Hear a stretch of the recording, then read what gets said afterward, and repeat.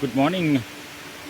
අද මම ඇවිල්ලා ඉන්නේ ලංකාවේ ගොඩක් දෙනා දන්න ලංකාවේ අති දුෂ්කරම ගම්මානයක් බලන්න යන්න. ඔයගොල්ලෝ දන්නවා මේ non-imperial state කිව්වෙන් පස්සේ ලංකාවේ බොහෝ දෙනා දන්නවා මේ non-imperial state එකේ කෙරවලේ තියෙනවා නැක්රැක් කියන අති දුෂ්කර ගම්මානය. සාමාන්‍යයෙන් කොමට්ට වෙනන් අඩි 6000ක් 7000ක් විතර වගේ උස ප්‍රමාණයකින් තියෙන අති දුෂ්කර ගම්මානයක් තමයි නැක්රැක් ගම්මානය. මේ ගම්මානයට එන්න තියෙන්නේ බලංගොඩ බදුල්ල මාර්ගයේ බලංගොඩ ඉඳන් තව කිලෝමීටර 30ක් විතර වගේ බදුල්ල පැත්තට එනකොට තියෙනවා මේ කළුපහන කියලා කළුපහන ප්‍රදේශයේ අහුකල් යනකොට තමයි තියෙනවා මේ පාරෙන් වම් අත පැත්තට non-imperial state කියලා ගහලා බෝඩ් එක දාලා තිනවා. ඒකට පාරක් ඒ පාරේ කිලෝමීටර 12ක් 15ක් විතර වගේ අතුලට ආවෙන් පස්සේ තමයි මේ non-imperial state එක පටන් ගන්න. ඒකට non-imperial state එකේ තියෙනවා පාසලක්. ඒ පාසල ළඟින්ට වෙනකන් එනවා බලංගොඩ ඉඳන් බස් එකක්. ඒ බස් එකේ එන්නත් පුළුවන්. එහෙම නැත්නම් පල්ලෙහෙන් ත්‍රී වීලයක් හය කරගෙනත් එන්න පුළුවන්. ඒ කෙසේ වෙතත් එතන ඉඳනුත් ආයි මේ non-imperial ගම්මානයට යන්න තව කිලෝමීටර 12ක් විතර පයින් යන්න ඕනේ. ඒක අති දුෂ්කර මාර්ගයක්. වාහනයන් ඩිෆෙන්ඩර් එකක් වගේ ජීප් එකක් වගේ යන්න පුළුවන්. එහෙම නැතුව වෙන වාහනයකට යන්න අමාරුයි. ඉතින් ඒක නිසා මේ මිනිස්සු මේ ගමේ මේ නැග්‍රැක් ගම්මානයේ ඉන්න මිනිස්සු ඒ කිලෝමීටර 12 යන්න ඕනේ පයින්. ඒක නිසා සාමාන්‍යයෙන් මිනිස්සු මාස 2-3කටවත් සැරයක් ගම්මානයෙන් එළියට එන්නේ නැහැ. ඒ ගම්මානේ තමයි මිනිසුන්ගේ ලෝකය ඇත්තටම. ඉතින් ඒ වගේ දුෂ්කර ජීවිතයක් තමයි ගමේ ඉන්න මිනිස්සු ගත කරන්නේ. සුදකලා වෙච්ච ගම්මානය. ඉතින් මම අද යන්නේ ඒ ගම්මානේ බලන්න. තාමත්ම ස්වභාව සෞන්දර්යයෙන් පිරි සුන්දර පරිසරයක් එක්ක තමයි තියෙනවා මේ යන මාර්ගයේ. ඉතින් ඒ ස්වභාව සෞන්දර්යයත් විඳගෙන අපි යමු නැග්‍රැක් ගම්මානේ බලන්න. මේ නැග්‍රැක් ගම්මානය යන අතරමඟ තමයි තියෙන්නේ බේකර්ස් බෙන් කියන ස්ථානය. ඒකත් හරියට වර්ල්ඩ්ස් එන්ඩ් වගේ හොඳ view එකක් තියෙන තැනක්. ගොඩක් වෙලාවට ගොඩක් අය එතනට තමයි යන්නේ. නැග්‍රැක් ගම්මානයට වාහන වලට යන්න දෙන්නේ නැහැ. බයිසිකලයකට එහෙම නැත්නම් පයින් තමයි බේකර්ස් බෙන් ළඟ ඉඳන් නැග්‍රැක් ගම්මානයට කොහොමද යන්න ඕනේ. එතකොට එතන ඉඳන් බේකර්ස් බෙන් ළඟ ඉඳන් කිලෝමීටර 5ක් තියෙනවා මේ නැග්‍රැක් ගම්මානයට යන්න. දැන් තියෙනවා ලස්සන දියල්ල.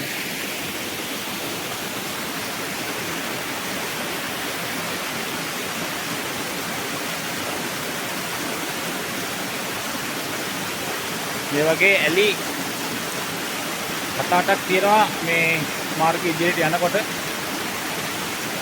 පයින් යන නිසා ඒක අපි කවර් කරගෙන යන්න බලමු.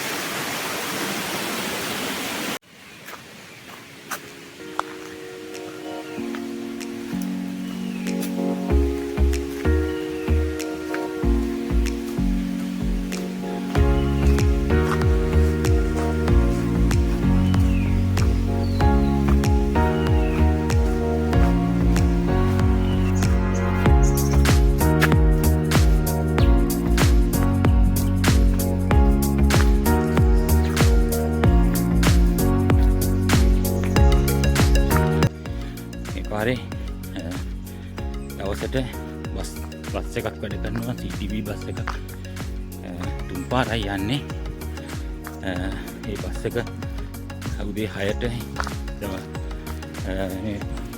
නන්පෙරියල් හන්දියෙන් ඇවිල්ලා නන්පෙරියල් ගම්මානට යනවා ආයි 8යි ගානට යනවා 9ට 3ට අන්තිම බස් එක උඩින් පල්ලෙහාට එන්නේ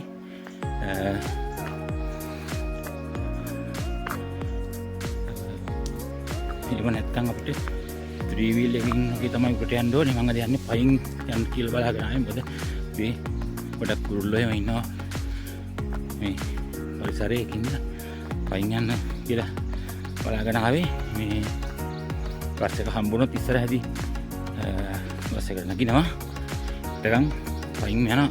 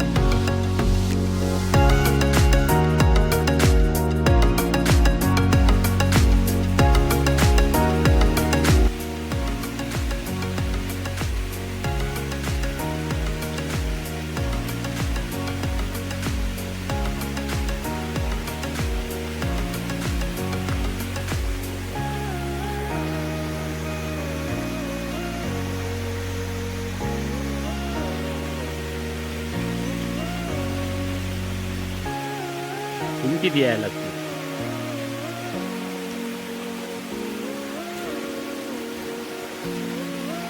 මේ වගේ දියැලි මේ පාරේ තියෙන 10ක් 12ක් විතර බලමු ඉස්සරහට යන්න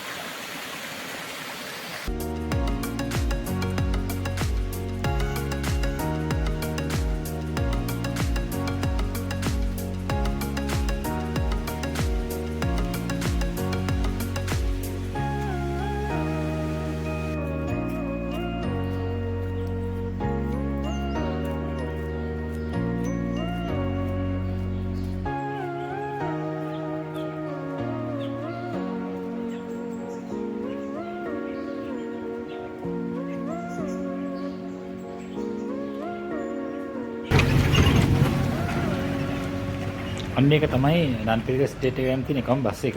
ඒක දවසට 3 පාරයි යන්නේ. අන්තිමට එන්නේ එක පල්ලෙහාට නන්පෙරියල් ස්ටේට් වලින් හවස 3ට. ඉස්සරහා තව දියැලක් තියෙනවා වගේ. බලමු.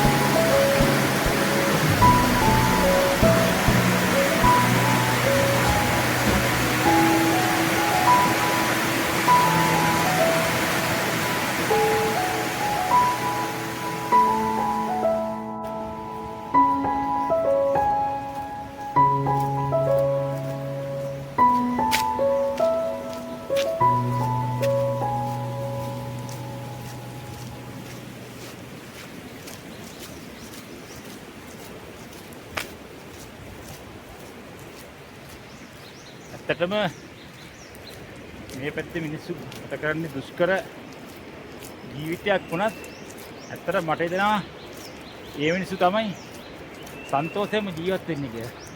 මේ වගේ ලස්සන පරිසරයක් මැද්දේ ජීවත් වෙන හම්බ වෙන එකත් ඇත්තට ලොකු වාසනාවක්. කොළඹ අපේ ඉතාමත්ම කලබලකාරී ජීවිත ගත කරන අපිට මෙහෙට ආවෙන් පස්සේ තමයි තේරෙන්නේ ඇත්තට මේක දිව්‍ය ලෝකයක්. ප්‍රවාහන පහසුකම් අඩු වුණත් මේ මිනිස්සුන්ගේ ජීවිත හරිම සරලයි.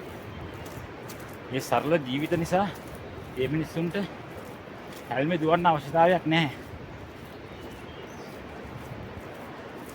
ඉතින් ඒක නිසා අපිට දුෂ්කරව ඒ ජීවිත දුෂ්කර වුණත් හරි සුන්දර ජීවිත කියලා හිතනවා. මේ මිනිස්සුන්ට තියෙන ඇත්තටම ආර්ථික අපහසුතා පමණයි. අපිට වගේ 1000ක් බලාපොරොත්තු 1000ක් ඕන එකක්ම මිනිස්සුන්ට නැහැ. මේ මිනිස්සු ලද්ද දෙයින් සතුටු වෙලා ජීවත් වෙන්න පුරුදු වෙච්ච මිනිස්සු. ඉතින් ඒක නිසා ඇත්තටම මට නම් හිතෙන්නේ මේක තමයි ජීවිතය කියන්නේ කියලා. පුදුම නිස්කලංක පරිසරයක්, ඒ වගේම ස්වභාව සෞන්දර්යයෙන් පිරිපුන් පරිසරයක්. ඒ වගේ පරිසරයක් මැද්දේ ජීවත් වෙන්න හම්බ වෙනවා කියන එකත් අතර ලොකු පිනක්.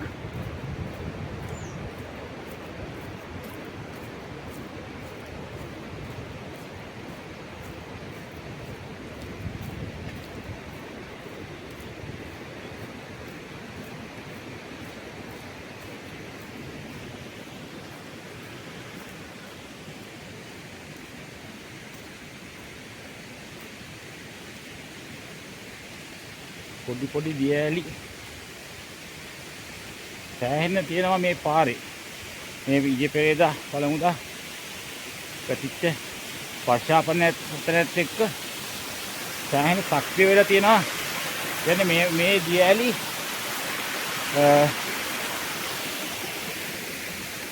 හැමදාම පවතින දියඇලි නෙමෙයි. වෙහි කාලෙට මතුවෙනවා, සක්‍රිය වෙනවා. ඊට පස්සේ පෑවිල්ලත් එක්කම ඒ දියඇලි කුඩා දියඇලි මැකිලා යනවා. ඉතින් අද මම හරි ලකී, මොකද මේ ඊයේ පෙරේදා හොඳටම මේ පැත්තට වැහැලා තිබුණා. ඉතින් ඒක නිසා කඳු මුදුන් වල ඉඳන් කඩා වැටෙන දියඇලි සෑහෙන්න තියෙනවා. මම සමහර ඒවා කැමරා කාචයට ගන්නත් බෑ.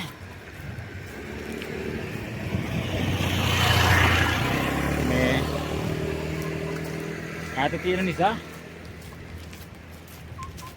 නමුත් සෑහෙන සක්‍රිය කුඩා දියඇලි ගණනාවක් තියෙනවා.